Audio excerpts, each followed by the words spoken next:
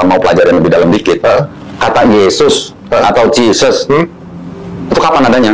Ya, semenjak keluar Injil berarti kan? Semenjak keluar Injil saja dong.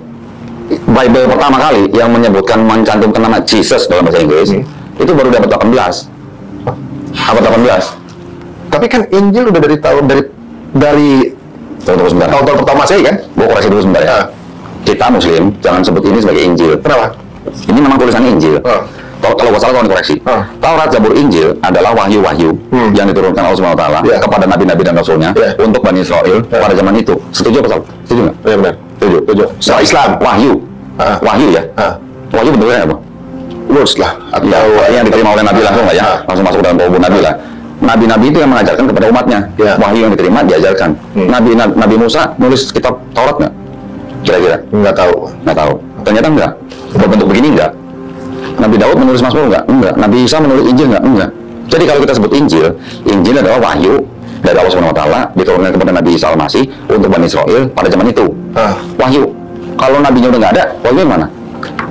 Bersama nabinya. Nah, berarti Taurat, Zabur, Injil yang dimaksud oleh Quran bukan bebannya orang Yahudi, bukan bebannya orang Kristen. Buat kita sebagai orang Muslim. Oh, maksudnya secara Muslim mestinya akidah Injil itu sudah pergi bersama. Iya, jadi ini buat orang Islam, ini bukan Injil yang diterima oleh Nabi Isa Al-Masih. Oh, ya. Ini yang nulis siapa? Nah, yang menulis Bible, Perjanjian Lama sama Perjanjian Baru, itu kurang lebih ada kira-kira 40 orang dalam rentang waktu 1500 tahun.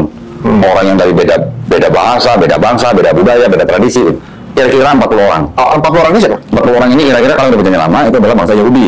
Kalau yang Perjanjian Baru itu orang-orang Yahudi tapi yang sudah Kristen gitu. Ya, kenapa dia punya hak untuk nulis itu dan dipercaya bahwa tulisannya benar gitu misalnya? Ketika Anda ngomong itu, saya anggap opini. Saya nggak menyalahkan Anda.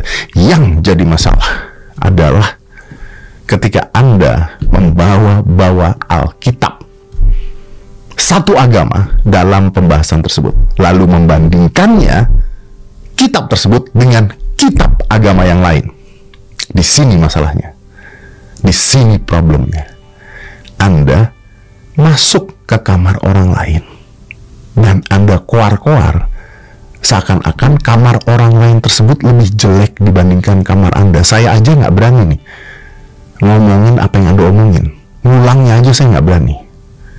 Karena ini very sensitive.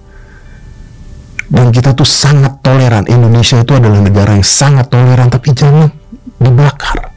Anda bayangin nggak kalau Anda ngekos, lalu Anda mampir ke teman kosan Anda, ya, mampir ke sana. Terus Anda ngomong nih sama teman Anda, kamar lu nggak rapi ya, berantakan kamar lu, nggak bener nih kamar lu nih. Kamar gua dong keren, kamar gua dong lebih rapi. Mejanya aja jelek nih kamar lu nih, ya kan? Ranjangnya aja udah, waduh, bapuk nih ranjangnya nih. Menurut Anda, perasaan teman Anda gimana? Ketika kamarnya dibandingkan dengan kamar Anda. Anda masuk saja harus kulunun, lalu Anda bandingkan. Kalau saya jadi teman Anda, saya tersinggung. Dan saya sebagai rakyat Indonesia di agama tertentu, saya pun tersinggung. Karena gini, masalah agama ini sensitif. Saya juga nggak suka bicarain tentang masalah agama. Dan kata-kata Anda itu bahkan bukan komedi loh, bukan jokes loh. Kalau zaman dulu tuh ya, agama A dan agama B itu jadi komedi, ya kan? Ada jokes pastor, ustadz, ada. Kalau sekarang pun kadang-kadang ada yang menggunakan agama jadi komedi. Itu pun ya sensitif. Dan itu pun ada yang pro dan ada kontra. Anda nggak, Anda belak-belakan ngurusin agama orang lain. Anda belak-belakan ngurusin kamar orang lain. Dan kita sudah punya banyak contohnya. Jadi gini, kalau Anda nggak ngerti, kalau Anda agamanya tertentu, saya nggak mau bahas agama Anda. Karena saya nggak peduli agama Anda apa. Saya tidak juga menjelekkan agama Anda apa. Karena dalam sebuah agama yang jelek kayaknya orangnya. Sama seperti Anda. Dalam surat Al-Kafirun ayat ke-6, Anda pasti nggak ngerti ya, ditulis lakum dinukum waliyadin. Apa artinya? Artinya adalah untukmu agamamu, untukku agamaku. Jadi agamamu, agamamu, agama gua, nggak dibanding-bandingkan. Ini kayak bapak-bapak gang membandingin anaknya anaknya sama anak orang lain. Terus ngomong, anak lu jelek, anak lu sekolahnya nggak pinter, anak gue dong. Digebukin, lu percaya nggak? Digebukin. Anda itu cowok, jadi jangan perilakunya seperti mak-mak gang juga gitu. Wah, suami saya baru beli kulkas, suami lu beli kulkasnya jelek. Ini urusan rumah tangga orang. Ini kamar orang lain. Dan ini kenapa saya wajib? Karena perpecahan bangsa bisa hanya gara-gara hal seperti ini. Bisa. Dan potensi bela negara itu juga mengatasi perpecahan-perpecahan seperti ini. Anda coba deh untuk jalanin kata-kata Anda sendiri. Anda kan mengatakan, jangan bawa-bawa agama dalam konflik ini. Jangan bawa agama dalam konflik Palestina dan Israel. Lah Anda loh, bawa-bawa agama. Yang bawa agama itu Anda. Yang ngomongin tentang agama membandingkan itu Anda. Nah, tujuannya apa? Tujuannya apa? Makanya saya bilang, kalau opininya pertama saya nggak masalah, tapi begitu Anda masuk tujuannya apa? Saya berusaha untuk dapetin opini yang berbeda-beda supaya dapat gambaran utuh tentang konflik ini. Tadi saya udah bilang, ada satu bilang tentang agama, satu bilang bukan, dan sebagainya. Nggak apa-apa. Nggak apa-apa. Sebagai media, saya undang dari berbagai macam sisi. Saya udah bilang, ada yang suka, ada yang nggak apa-apa. Tapi walaupun begitu, saya masih belum merasa saya layak keluar-keluar di sosial media. Kecuali saya ditanya dan dipaksa untuk menjawab. Menyampaikan opini saya saja bisa membuat konflik.